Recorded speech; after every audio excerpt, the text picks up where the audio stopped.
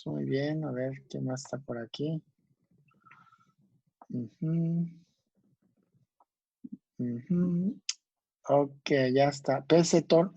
Aquí hay uno que se llama PC-TON 1. ¿Quién es ese? PC-TON 1. Es un hacker. Sí, eso parece ser. Bueno, como ya todos, el equipo de Ever Rifa. ¿Quién es Ever? Ever. Repórtate, Ever. Por ahí debe de andar el EBR. Es bien travieso, ¿Cómo profe. ¿Así se llama Ever? Está Sí, en el gym. ¿Quién? ¿Qué se presenta el automatismo en las células nodales, chicos?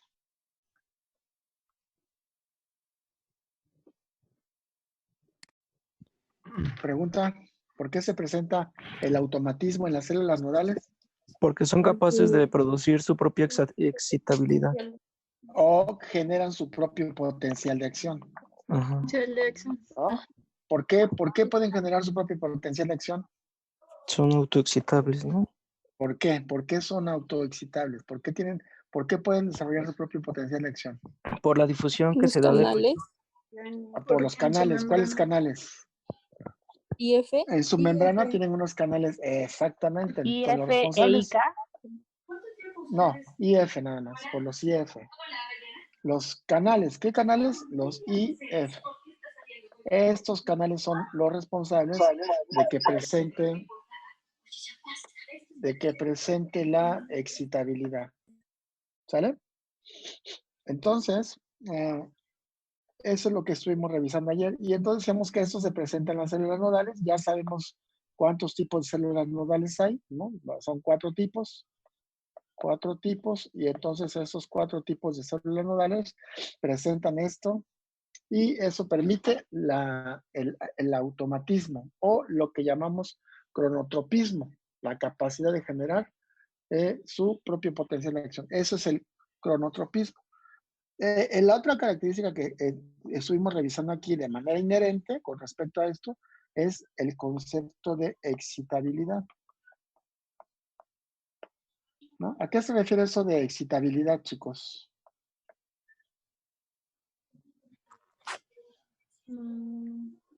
Es la capacidad que tienen las células para recibir el impulso. Exactamente, y generar una respuesta de tipo eléctrico con el desarrollo de un potencial de acción, o sea, se excitan a partir de esa condición. Entonces, el automatismo se presenta en las células nodales, pero la excitabilidad en la que hemos estado revisando se presenta en las células contráctiles. Aquí es donde vamos a encontrar la respuesta de excitabilidad de manera particular. ¿Sale? De tal manera, y la otra respuesta que vamos a encontrar aquí dentro de las células contráctiles, aparte de el automatismo, el valmotropismo, esto lo conocemos como vatmotropismo. Y la otra condición que tenemos en las células contráctiles es lo que conocemos como inotropismo. ¿Qué significa el inotropismo? Contractibilidad. Exactamente, la contractilidad cardíaca. ¿Sale? Entonces, ya revisamos de las propiedades fisiológicas. Ahorita vamos a recuperar lo de la contractilidad cardíaca porque hay que revisar, digamos, todo el proceso desde lo que vimos un poco el día de ayer, pero ya incluyendo el acoplamiento de la contracción-relajación. Muy bien. Y después de eso vamos a irnos a lo que sería el dromotropismo, la conductibilidad, y de ahí podemos ir generando ya lo que sería la respuesta la respuesta eléctrica del corazón y lo asociamos, todo eso lo vamos a asociar a lo que sería el ciclo cardíaco. Entonces, vámonos por partes. Vamos a revisar primero entonces ahora el proceso completo del automatismo con la excitabilidad y el inotropismo o la contractilidad cardíaca. ¿Sale? ¿Cómo opera esa condición? Bueno, ayer decíamos que el impulso eléctrico se genera en las células nodales, particularmente en el nodo sinoauricular o el nodo sinusal. Entonces, el nodo sinusal va a generar un impulso eléctrico que se envía hacia lo que sería la célula contráctil, en este caso, una célula auricular. Y además, esta célula del nodo sinusal, además de enviar la información hacia la célula contráctil, lo iba a mandar a las células propias con un potencial de acción del sistema de conducción. Que obviamente este sistema de conducción está asociado a las células contráctiles. O sea, va digamos, recorriendo un camino de manera particular a través de las células contráctiles. Esto lo vamos a ver ahorita que veamos ya el sistema de conducción de manera particular.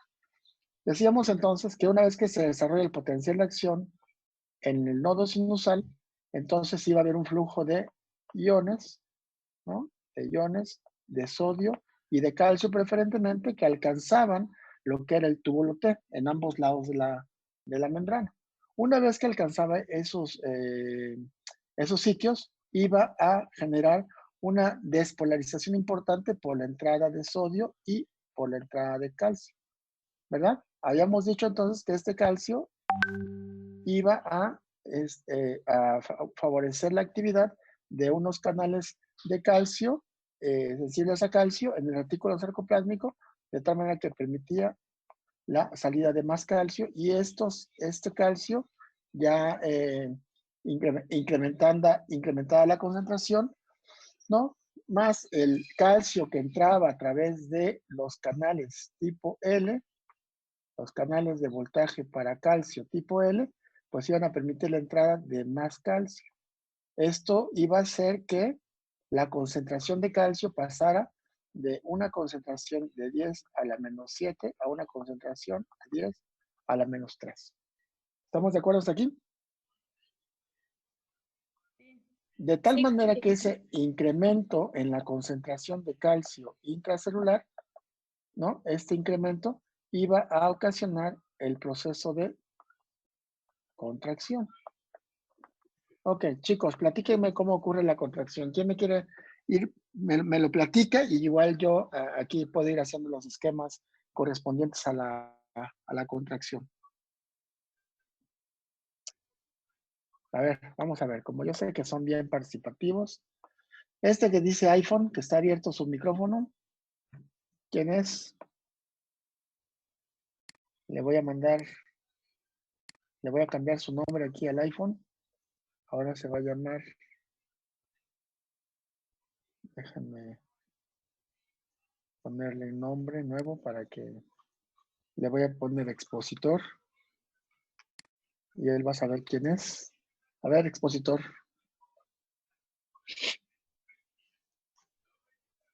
¿Ya viste que cambió tu nombre o todavía no? A ver, le voy a mandar un mensaje a expositor. A ver si le aparece el mensaje ahí. ¿A quién le apareció el mensaje de expositor? ¿Quién tiene su sesión como expositor? Que además tiene su video abierto. A ver, vamos a ver. Expositor.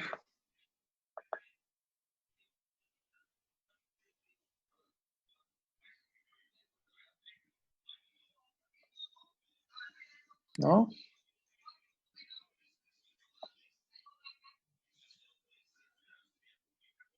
Lo voy a mandar a la sala de espera al expositor a ver si así me entiende. Expositor.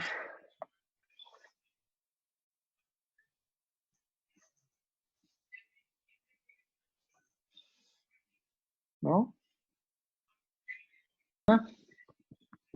Sí, sí la escucho.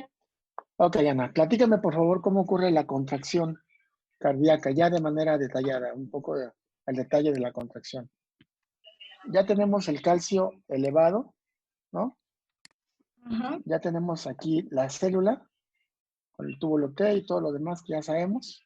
Y tenemos, te voy a ayudar un poquito, aquí tenemos el filamento delgado, ¿no? Pegado a la línea Z.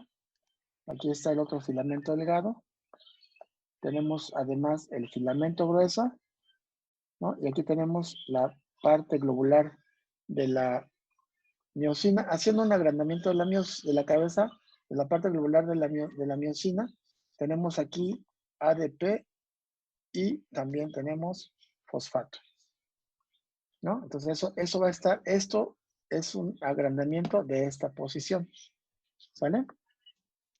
Tenemos esa condición. Y además, sabemos que tenemos las proteínas reguladoras aquí, que están formadas por la tropomiosina como filamento, como un filamento, y además el complejo de troponinas.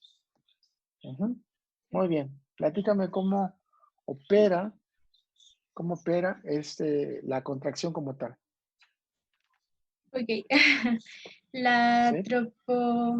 la troponina está pegada a la tropomiosina. La troponina tiene dos partes. La El troponina, potencial de... a ver otra vez, la troponina tiene dos partes, ¿cómo? Ajá. Tiene una cabeza T y una cabeza I. No, entonces quiere decir Es que la que troponina, vean, vamos a ver, vamos a hacer un detalle de estas cosas, ¿no? Tenemos aquí el filamento de actina, ¿no? Aquí son todas actinas. Por cierto, la actina en esta posición va a tener un sitio de afinidad por la miosina, que está entre los segmentos, entre los dominios o subdominios 1 y 2 de la actina. Y sobre esa posición, balanzario, a ver, balanzario, tienes la mano levantada, balanzario. sí, bueno, es que José Luis. le iba a decir que eran 3 subunidades las que tiene la troponina. Exactamente. 3 subunidades. Luego viene aquí la tropomiosina,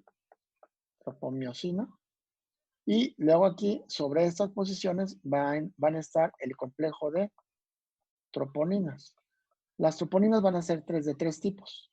La troponina T, la troponina I y la troponina C. Y entonces, estas troponinas están interactuando de manera particular con la porción globular, que está formando parte del filamento grueso. ¿Sale? Si yo hiciera un corte lateral aquí en esta posición, lo que observaría sería lo siguiente de manera particular. Acuérdense, ¿no? Tengo aquí la posición de la actina. Ahí está la actina. Aquí tengo a la tropomiosina. Aquí tendría pegado en esta posición a la troponina T. En esta posición tendría a la troponina I. Y en esta otra posición tendría a la troponina C. La cabeza, la porción globular de miosina estaría ahora en esta posición, aquí así. Vean, formando parte del filamento grueso. Y aquí está, en esta posición está el sitio de afinidad por miosina. Y en el caso de la miosina, va a tener varios sitios importantes, pero vamos a mencionar dos aquí.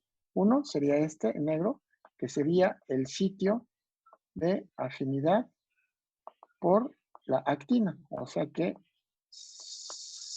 tienen sitios que les permiten acoplarse de manera importante. Además, la miosina va a tener actividad ATPase, que es que en su molécula va a tener ADP más fosfato, derivado de que aquí en esta posición, aquí hay una posición donde entró una molécula de ATP, pero aquí, en esa misma posición, va a tener actividad de ATPase. Es decir, que hidroliza el ATP y lo deja ahí adentro. ¿Sale?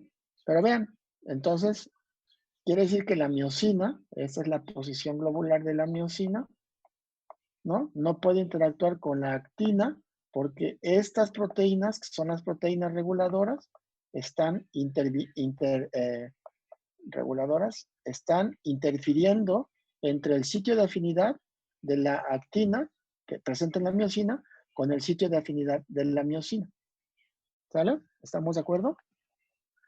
Sin embargo, troponina C tiene la capacidad de poder ingresar calcio, pero también de liberar calcio. ¿De qué va a depender la entrada o salida de calcio? De la concentración.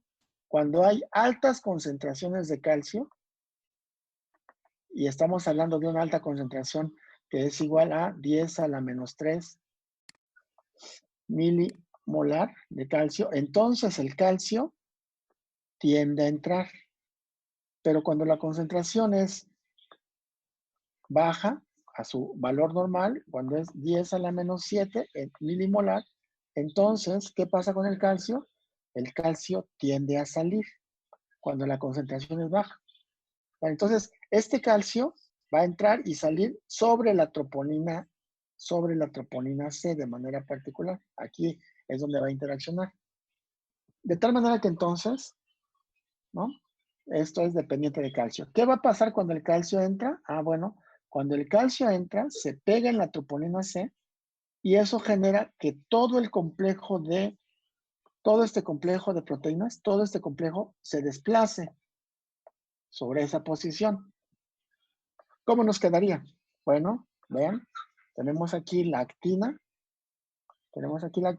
el complejo se movió por la entrada de troponina de calcio y aquí está la troponina I. Y entonces la miosina que tenía en su estructura, acuérdense que tenía, ¿no? Tenía una molécula de ADP y además tenía fosfato, se pega, eso es parte del filamento grueso, se pega a partir de interacciones electrostáticas a la actina. Entonces la miosina y la actina ya se pegaron. ¿Pero por qué pasó eso? Ah, porque el calcio está pegado, dos moléculas de calcio, por cierto, se pegó a la troponina C. Entonces aquí hay un complejo de troponina C calcio y entonces hizo que el complejo de proteínas reguladoras se moviera en una dirección de tal forma que dejara libre los sitios en donde se genera la interacción entre actina y miosina. A esta interacción que se forma aquí se le conoce como puente cruzado. ¿Sale? Muy bien. ¿Qué sigue después de que se forma el puente cruzado?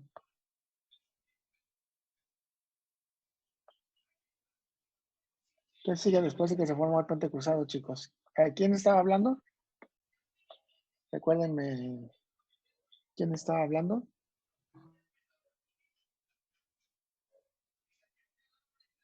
¿No sale un fosfato? Todavía no. Aquí se unió. ¿No? De hecho, eso es bien interesante. Todavía no sale el fosfato. Esta condición, cuando tenemos la miosina, fíjense, cuando tenemos la miosina con ADP más fosfato, o sea, con el fosfato pegado todavía, con esta condición, la interacción o la manera en que se pegan la actina y la miosina se incrementa 10,000 veces.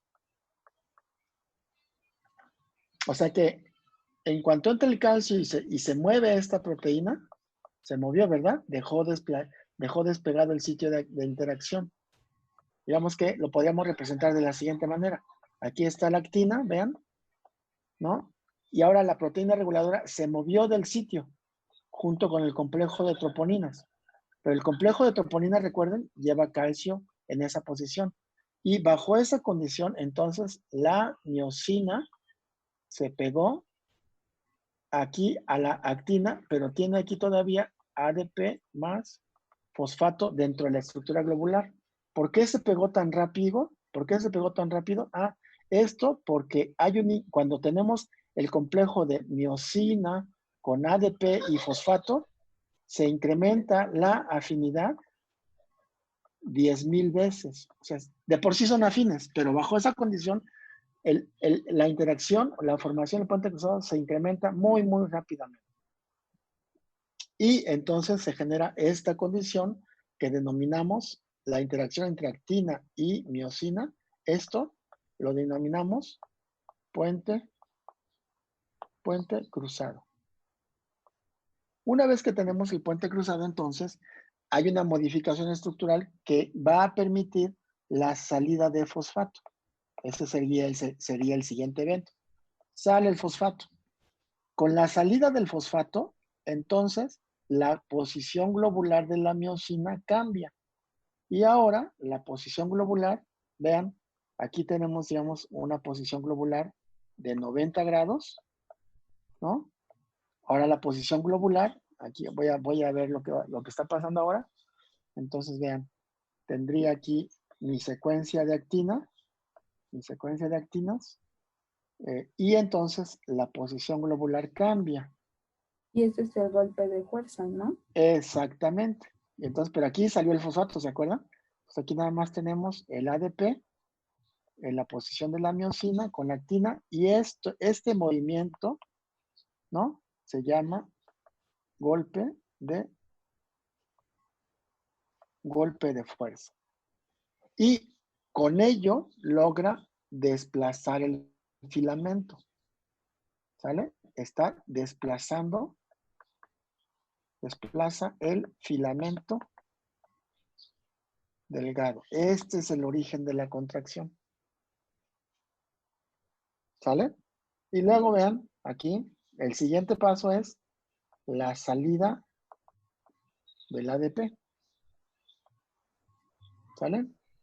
Salió el ADP.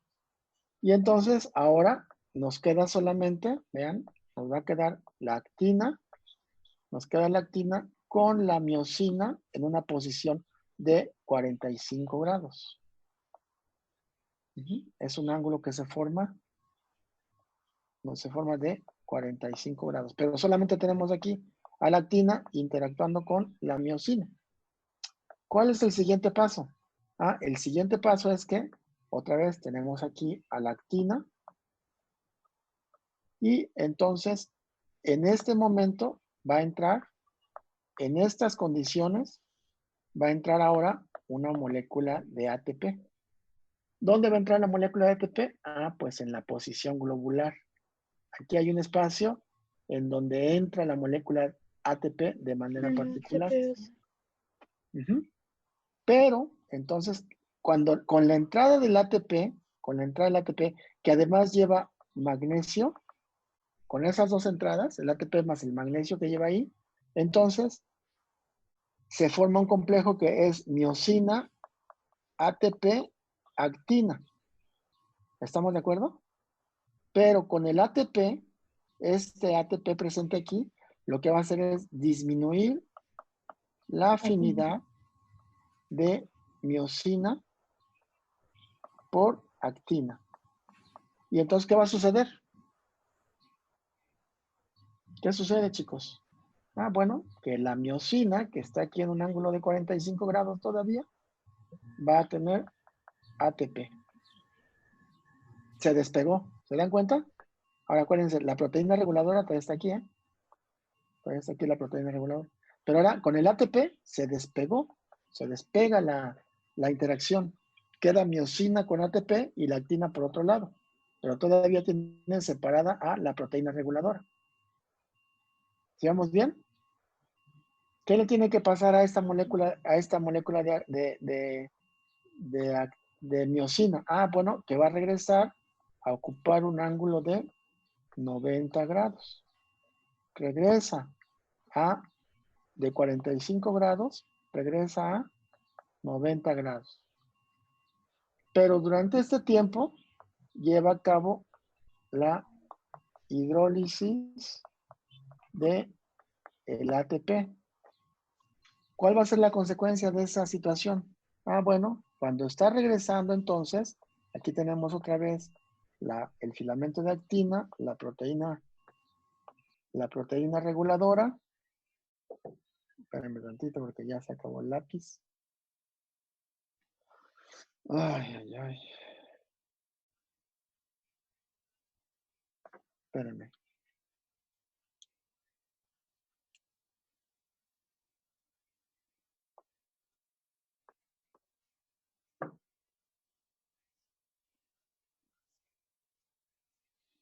Híjole.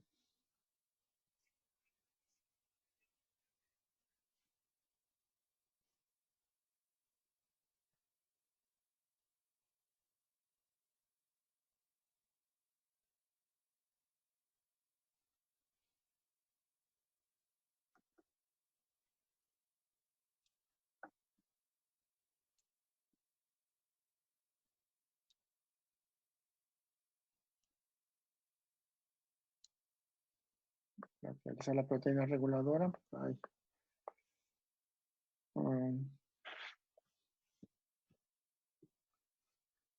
Chicos, tengo un problema técnico con mi lápiz.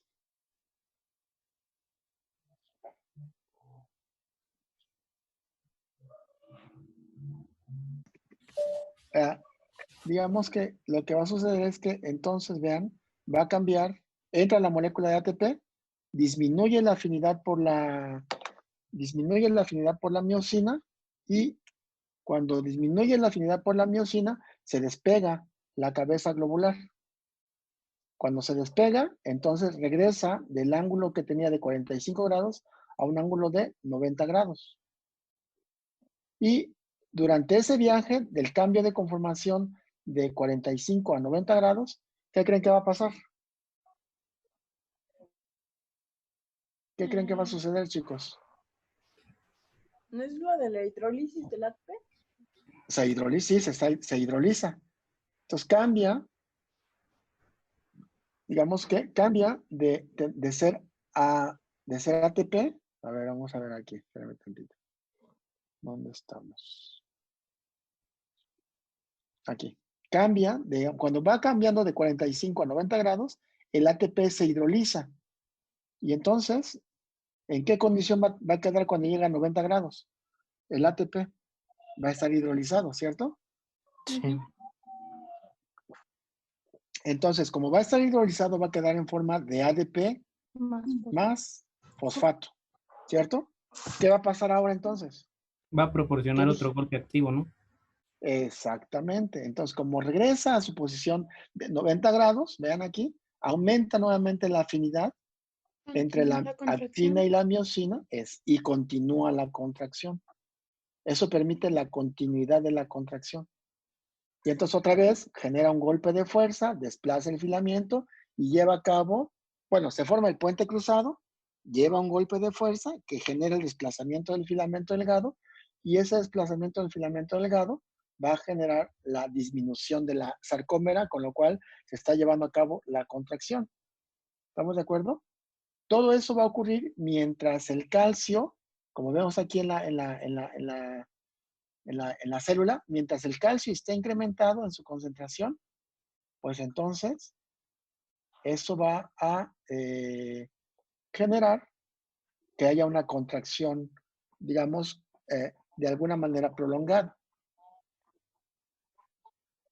Si esto lo lleváramos hacia lo que es el potencial de acción, más o menos cuánto tiempo duraría este proceso de contracción en la célula auricular, que ya hablamos de los tiempos el día de ayer, y cuánto tiempo duraría la contracción en la célula ventricular. En la célula auricular había dicho que era de 0.15, ¿no? 0.15. Y en la Y otra en era la ventricular. 0.03, algo así, ¿no? 23. Entre 0.2 y 0.3. 0.2 Profe, y ahí 0.3. tengo una duda. Dime. ¿Es 0. Así como lo dice usted, 0.2 o 0.02? 0.2, 0.2 Ajá, o 0.3 ok. de segundo, ya ahí hablamos de segundo, Ajá, sí. ¿sale? Si fuera Ok, como número entero, hablaríamos de milisegundo, 2 o ok, 3 milisegundos, ¿sale? gracias. Ujú. Y entonces, durante ese tiempo ocurre la contracción. ¿Qué debe de ocurrir para que entremos al proceso de relajación entonces? ¿Qué debe ¿Tiene ocurrir? una disminución en la Que concentración de calcio? Claro, que este calcio que tenemos incrementado, pues salga, ¿no? O retorne al retículo sarcoplásmico. ¿Cómo le hace para esas condiciones? ¿Para salir o para que retorne al retículo sarcoplásmico, chicos? Platíquenme eso.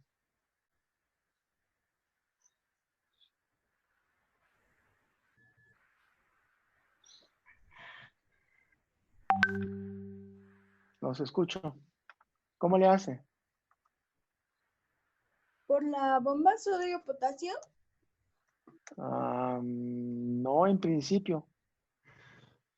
Bueno, una parte, según yo, la almacena, la regresa al retículo sarcoplásmico. Ok, muy bien. Esa sería una. Y la otra es la bomba sodio-potasio, que activa como otro canalito, por así decirlo, que va a sacar el calcio. Es que no recuerdo el nombre. Un cotransportador De sodio. de sodio y calcio, que ayer también hablábamos al respecto de la importancia farmacológica de ese cotransportador que es dependiente de la actividad de bomba de sodio-potasio. ¿Cierto? Ok.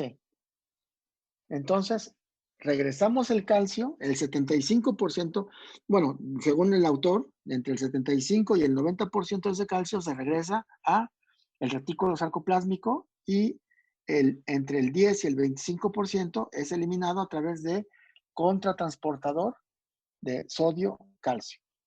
Y una vez que esos mecanismos disminuyen la concentración de calcio, ¿qué va a pasar entonces con esta condición que teníamos aquí? Ya ve, aquí esto se provocaba por la entrada de calcio, ¿verdad? En ese esquema, lo que estamos viendo es que se movió la proteína reguladora y permitió la formación del puente cruzado. Pero cuando el calcio ya disminuyó en su concentración, ¿qué va a pasar? ¿Lo libera? La No va a troponina haber sí libera el calcio. Se rompe el complejo de troponina con calcio. Y entonces regresamos a esta condición, ¿no? La troponina libera el calcio. La troponina libera el calcio porque disminuyó su concentración en la parte citoplasmática y entonces regresamos a esta condición. Vean cómo queda la miosina. ¿Cómo queda la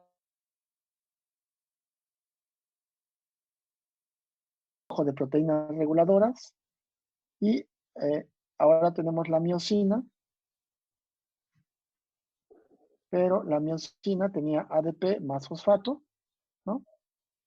Y entonces, bajo esta condición, ya disminuimos la concentración de calcio. Ahora, ¿por qué disminuimos la concentración de calcio a nivel celular? ¿Por qué la disminuimos, chicos? Porque teníamos inicialmente la concentración de calcio elevado y eso hacía que estuviera pegada en la troponina C. La troponina C, ¿no? El complejo de troponina C calcio. Pero ahora el calcio está regresando ¿hacia dónde? La parte Está extracelular. regresando al retículo sarcoplásmico, ¿no? Ese sería un camino. Y el otro camino, a donde el calcio está saliendo, es a través de un intercambiador sodio-calcio, que está promovido a través de la bomba de sodio-potasio, ATPase, ¿no? Entonces tenemos ahí la disminución. Esto nos lleva, por lo tanto, entonces a que haya una disminución de calcio. Si disminuye el calcio, entonces la troponina C libera el calcio y eso hace que termine la contracción. Pero yo le estaba preguntando, ¿no? Muy bien. ¿Para qué se requiere el ATP en el proceso de contracción-relajación?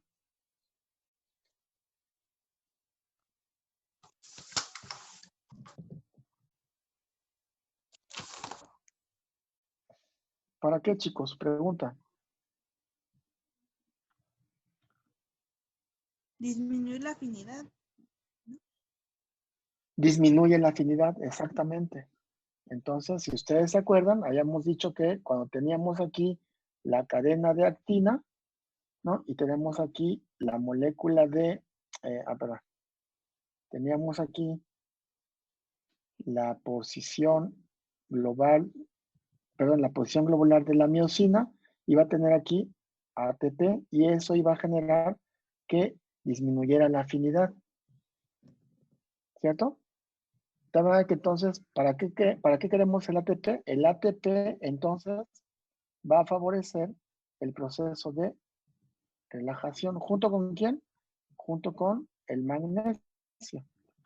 Entonces, la entrada del ATP y el magnesio a la porción globular de la miosina va a favorecer la relajación, pero también debe existir, debe pasar que las proteínas reguladoras regresen a su posición de cubrir los sitios de interacción. ¿Sale? El regreso de las proteínas reguladoras a la posición, digamos, de relajación, ¿por qué se promueve? Pues para que la unión del ATP hace que la cabeza se separe de la actina y eso hace que haya otro nuevo ciclo de contracción o bueno, las fibras estén preparadas para un nuevo ciclo de contracción. Exactamente. Y entonces haría que la contracción continuara. Pero ya cuando el calcio disminuyó, ¿ve? Aquí tengo el calcio disminuido, entonces la proteína regresa a cubrir su sitio y impide la afinidad, la interacción, perdón, o la formación del puente cruzado entre la miosina y la actina. Y entonces, bajo estas condiciones, ocurre el proceso de relajación. ¿Qué proteína entra en juego bajo estas condiciones para que la relajación ocurra de manera, digamos, más rápida? Porque aquí ya tenemos digamos, a ver, si ustedes se acuerdan de la contracción, ¿no? Tenemos aquí la línea Z con los filamentos delgados.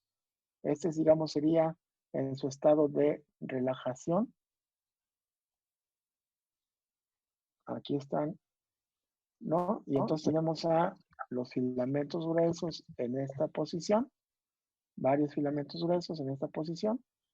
Y entonces cuando llevamos a cabo la contracción, aquí está relajado, la contracción lo que hace es modificar la distancia entre las líneas Z. ¿Están de acuerdo? Sí. Aquí está la línea Z, aquí estaría la otra línea Z. Vean, lo que movimos fueron las líneas Z por el desplazamiento del filamento. Entonces aquí tendremos el filamento grueso, ¿no? Y si están en contracción, entonces habría interacción de las porciones globulares con los filamentos delgados. ¿Vale? Este es un proceso de contracción, este es un proceso de relajación. Ok. ¿Cuál es la proteína que favorece la relajación de manera importante? De hecho, es una proteína importante que si se modifica puede generar, digamos, una patología importante en el trabajo cardíaco. ¿Cuál? Distrofina, me parece. No, la distrofina es la que, aquí tenemos el plasmalema o el sarcolema, y entonces la distrofina está pegada al plasmalema. Entonces, esa proteína está acá.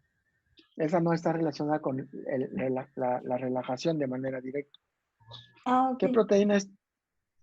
¿Cuál? ¿Es la titina? Efectivamente, muy bien. La titina. Entonces, la titina, que es una proteína que va, así ven, y atraviesa todo el filamento grueso y luego sigue aquí de esta manera, ¿no? Cuando está en un proceso de contracción, la titina se comprime en la parte de los extremos. Se comprime. Y entonces, cuando viene la relajación, es como un resorte. Favorece el proceso de relajamiento.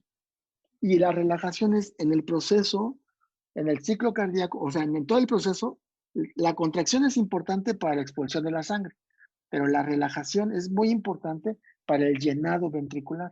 Entonces se contrae para generar la presión suficiente y expulsar la sangre, pero se debe relajar de manera adecuada también para que pueda recibir la sangre suficiente que le permita generar la eyección de manera adecuada. ¿Sale? Gracias. Muy bien. ¿Alguna pregunta hasta aquí?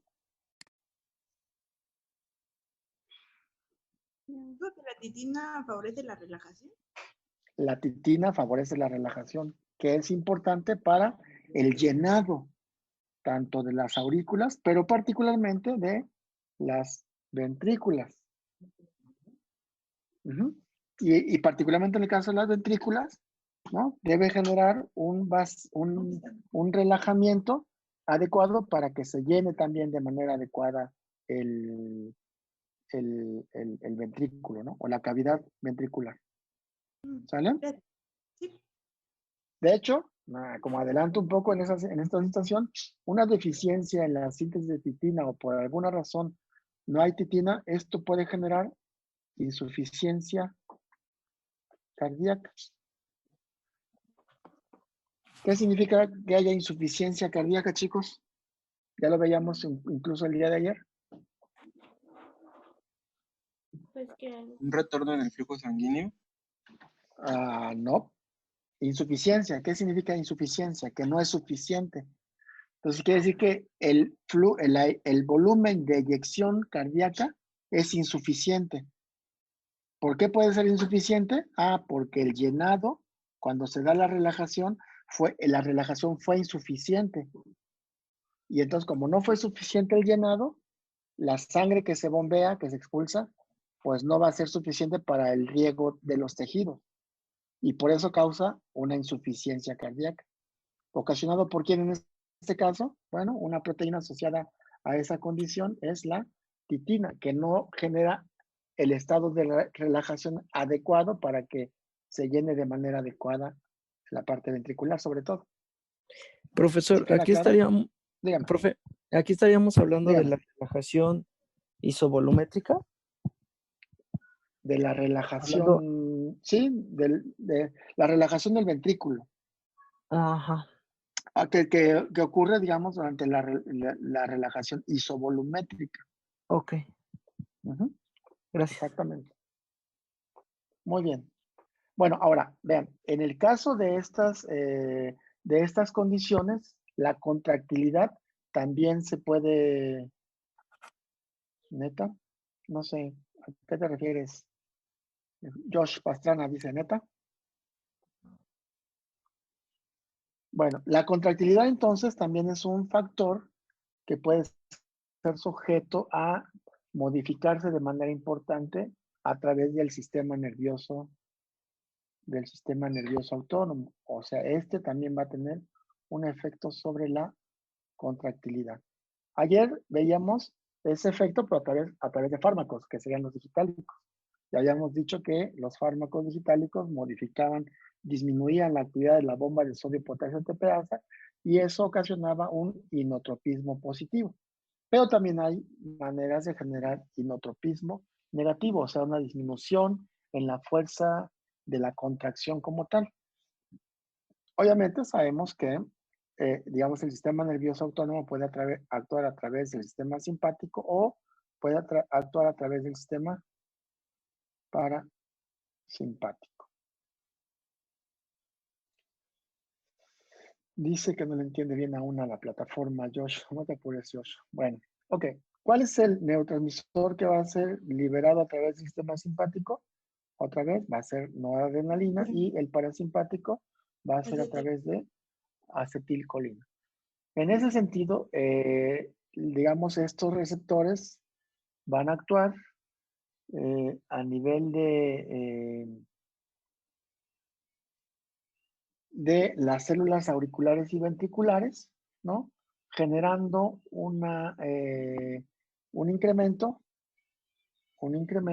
en la concentración, modificando un incremento en la concentración de calcio. ¿Cómo es que logran eso? Bueno, esto se logra a través de la fosforilación, de un canal.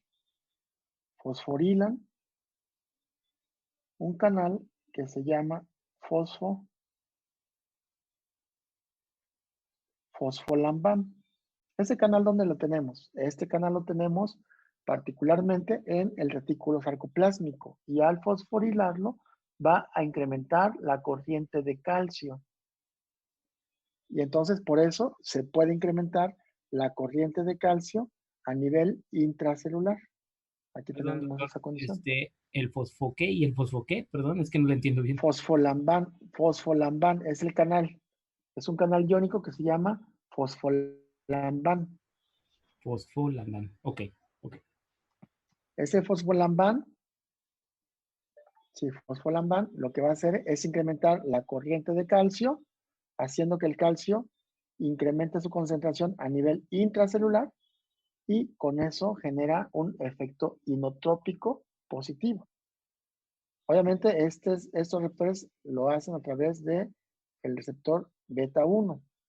Es decir, el sistema simpático o las vías simpáticas van a liberar como neurotransmisor noradrenalina y esta noradrenalina se reconoce a través de los receptores beta 1 y los beta 1 lo que hacen es incrementar, aquí lo voy a poner de manera adicional para que se me pasó ponerlo aquí, incrementan el AMP cíclico, a su vez incrementan el pK y el pK se encarga de fosforilar a estas proteínas, el fosfolamban, y estos en consecuencia incrementan la concentración de calcio intracelular. Con eso se logra el efecto de inotropismo positivo. Te lo voy a poner aquí arriba. Causan, a nivel del vía del simpático, causan inotropismo positivo. O sea, aumentan la fuerza de contracción. ¿Se acuerdan que ya habíamos visto que a nivel del automatismo, es decir, la frecuencia cardíaca, a ver, Luis Adán dice que el simpático provocaba taquicardia, exactamente a eso iba. O sea, hacía que el automatismo se incrementara. Muy bien, Luis. Y que la frecuencia cardíaca se incrementara y también aumenta de manera importante la fuerza de contracción por la modificación de esos canales de calcio que permiten mantener el calcio elevado. Ese es el efecto simpático sobre el proceso de contractilidad. Y también en el caso del sistema parasimpático, bueno, lo que libera va a ser acetilcolina. En la membrana va a tener receptor M2 en las células auriculares, sobre todo en las células auriculares, más que en las células ventriculares. Y entonces, en las auriculares, voy a poner aquí, auriculares, en las células auriculares reconocen al M2 y generan entonces una disminución del AMP cíclico. Por lo tanto, ¿qué va a pasar con eso? A ver, platíquenme. ¿Qué harían? ¿Cuál va a ser el efecto de este AMP cíclico a través de su disminución? ¿Disminuye los canales IF? Claro, bueno, estamos hablando de las células contráctiles. Más bien, Disminuye la fuerza de contracción. Disminuye la conductancia para calcio. Disminuye la conductancia para calcio. No permite que el calcio sea liberado fácilmente. Y además, incrementa la conductancia para potasio.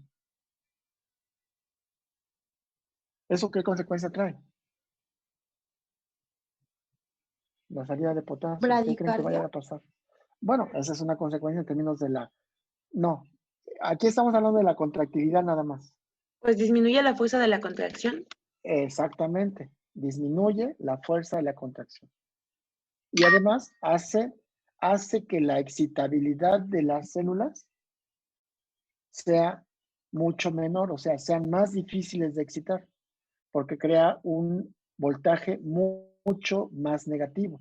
Ya habíamos dicho que el voltaje de las células auriculares era alrededor de menos 90 milivoltios, ¿no? Entonces eso puede hacer que el voltaje, con la salida del potasio, el voltaje sea hasta de 100 milivoltios. Y entonces es más difícil que las células se exciten, tengan una respuesta excitatoria con el desarrollo del potencial de acción. De tal manera que entonces tiene un efecto inotrópico negativo, porque hace que las células no incrementen el calcio de manera adecuada, pero además tiene un efecto sobre la excitabilidad. ¿Cómo denominamos a la excitabilidad vasmotropismo. O sea, tiene un efecto vasmotrópico negativo, el sistema parasimpático. ¿Sí queda claro? Sí, sí, claro. Profe, Dígame. ¿tiene entonces el efecto vasmotrópico negativo y también inotrópico negativo? Ah, inotrópico negativo, efectivamente. Entonces podemos hacer que el sistema parasimpático tiene un efecto vasmotrópico negativo, tiene un efecto inotrópico negativo y además tiene un cronotropismo. ¿De qué naturaleza? Negativo también, ¿no? ¿Están de acuerdo?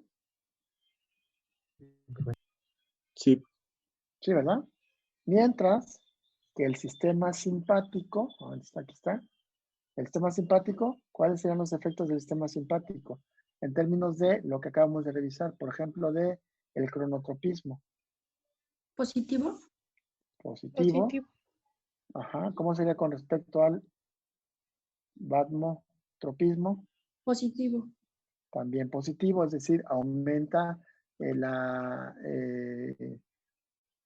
excitabilidad. ¿Por qué razón? Porque en lugar de tener un voltaje de menos 85, el voltaje puede ser más hacia la parte positiva. Puede tener un voltaje, por ejemplo, de menos 80 o menos 75. Es más fácil alcanzar el umbral con esos voltajes que si tenemos un voltaje de mucho mayor manera. Es decir, vean, si yo registro el voltaje de estas condiciones para ver lo de la excitabilidad, nada más para revisar la excitabilidad, el voltaje normal es de menos 80, ¿verdad? Aquí está su voltaje normal. Y entonces a partir de aquí tiene que desarrollar el potencial de acción. Ahora, ¿qué pasaría si yo tengo un voltaje de menos 95? ¿O qué pasaría si yo tengo un voltaje de menos 70? ¿Cuál desarrolla más fácilmente? ¿Cuál se excita más fácilmente? ¿El de menos 70 o el de menos 95? Menos El de menos 70.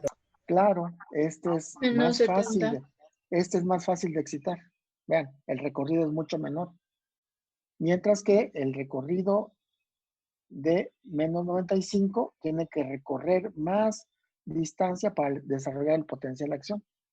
Y entonces aquí tendríamos un efecto negativo y acá tendríamos un efecto positivo. A eso le llamamos vasmotropismo.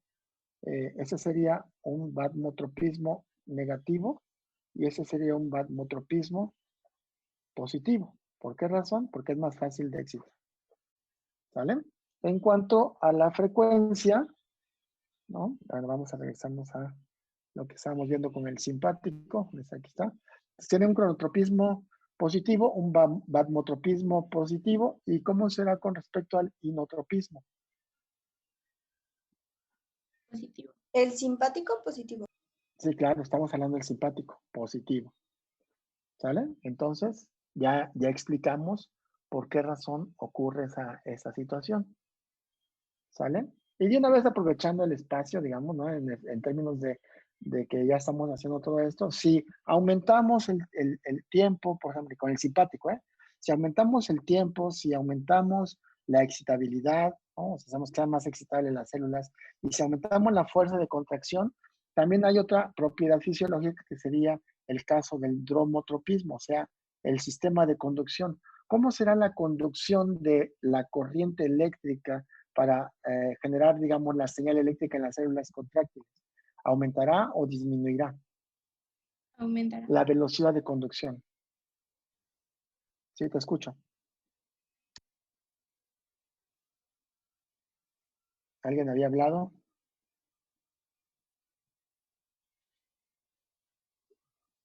Los escucho, chicos. ¿Qué pasa con el sistema nervioso simpático en la conductividad, en el sistema de conducción? Aumenta. ¿Sería un Aumenta. dromotropismo positivo en el simpático? Así es, Liliana. Muy bien. Entonces sería un dromotropismo positivo. Y aprovechando pues de una vez el viaje, vamos a ver qué pasa con el parasimpático. ¿Dónde está el parasimpático? Aquí está. ¿Qué pasa con el parasimpático con respecto al dromotropismo? ¿Cómo será el sistema de conducción? Negativo.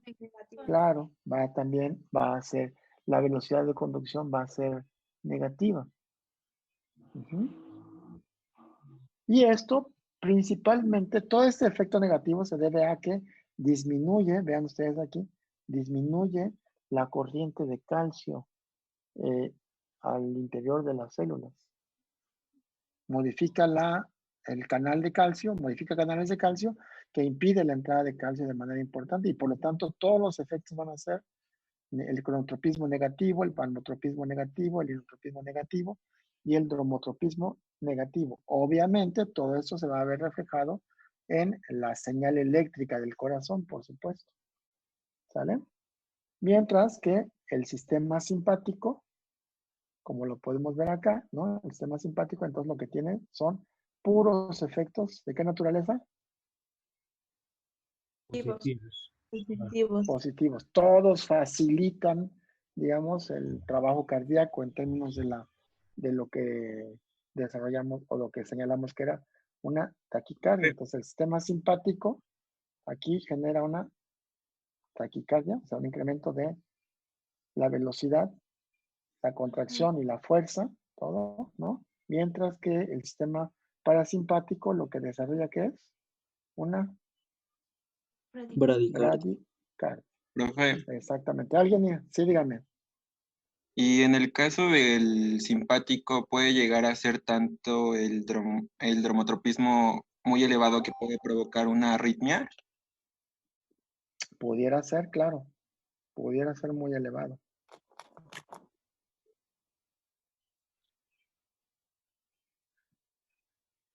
¿Sale? ¿Alguna pregunta hasta acá? ¿No?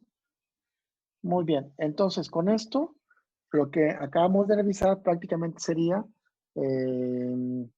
todo el proceso de la contracción, el acoplamiento de la contracción cardíaca, considerando entonces el automatismo, la velocidad la contractilidad, la excitabilidad, y empezamos a ver el dromotropismo, o sea, lo del sistema de conducción.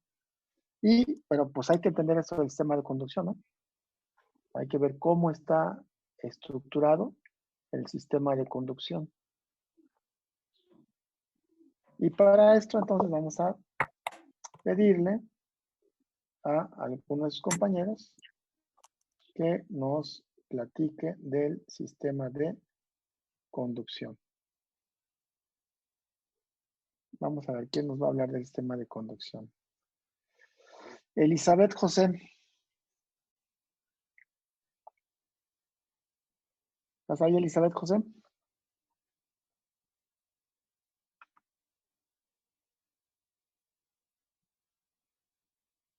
Elizabeth José.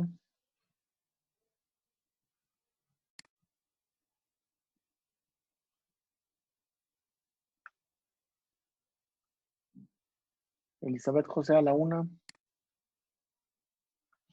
Elizabeth José a las 2.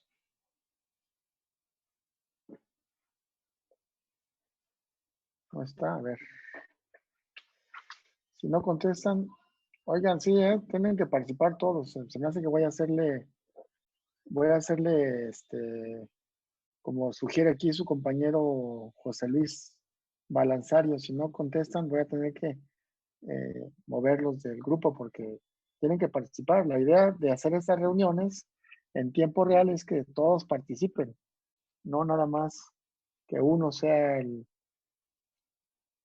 no nada más que uno sea el que esté hablando, sino todos tienen que participar. Entonces, le estoy preguntando un castigo, ¿sí? ¿Cuál castigo podría ser, Andrea?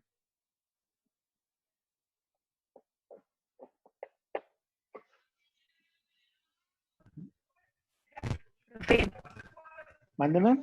Es que algunas entraron como oyentes y ella es oyente. ¿Elizabeth es oyente? Ajá. Pero pues algo debe saber, ¿no? Algo debe preparar también para estar aquí conversando con nosotros. Moto 6, ¿quién es el Moto 6? Cambie su nombre. Bueno, vamos a ver a otro participante, ya que no quiso. Kenia Nava. Sí, ya aquí está la lista del Kenia Nava. A Sí. ver, Kenia. ¿Sí? Ok, Kenia, a ver. Sí. Háblanos del sistema de conducción, por favor.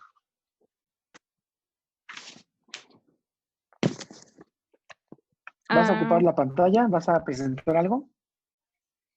No. ¿Tienes una presentación o algo así? ¿Vas a escribir en la pantalla? Sí. Bueno, es que no sé Vas a escribir en cómo la pantalla. compartir Muy la bien, vamos a darle. pantalla. En medio en tus- dice compartir pantalla. Sí, yo dejo de compartir y ahora sí puedes compartir tu pantalla. O tu presentación o lo que tengas preparado.